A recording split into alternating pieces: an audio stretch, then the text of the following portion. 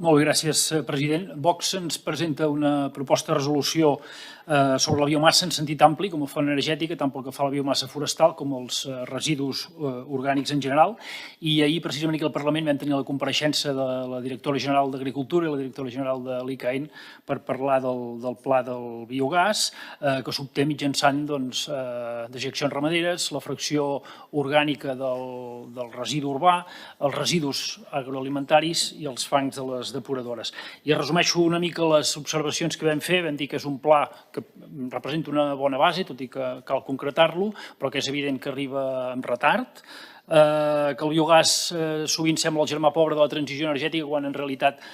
té una importància estratègica per al país i específicament, sobretot, per al món rural i per al primer sector, que no el podem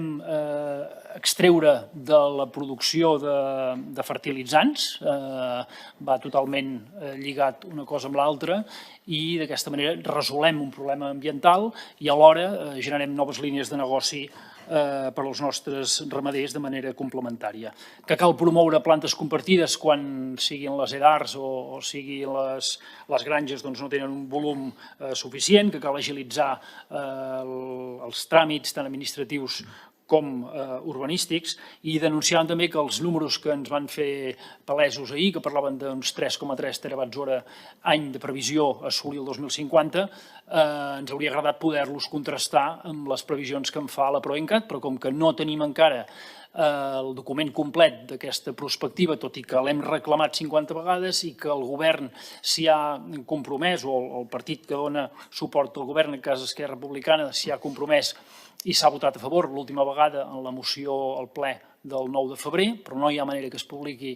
aquest document complet, doncs només podem comparar-ho amb les dades que es publiquen en el breu resum que hi ha en aquests moments al web i que allà el biogàs, la biomassa també, ja és una llàstima, s'inclou en una partida conjunta que diu altres energies, per tant no podem fer contrast d'aquestes dades. I finalment fèiem notar també dues amenaces que ens fan arribar els experts. La primera és que durant almenys 2 anys segurament el biogàs no serà competitiu a nivell de preu respecte al gas natural i, per tant, caldrà ajudar aquest diferencial de preu. I la segona, que cal treballar molt per la qualitat de la fracció orgànica urbana especialment. I pel que fa a la biomassa forestal, Junts per Catalunya ens hem fet un tip de dir que necessitem una gestió forestal eficient, que s'allunyi de populismes. Sempre diem que tallar un arbre amb coneixement tècnic de causa, coneixement del que es fa, és ser més ecologista que no pas no tallar-lo, i que un excés de massa forestal ens provoca, evidentment, perjudicis econòmics, socials, ambientals, com per exemple,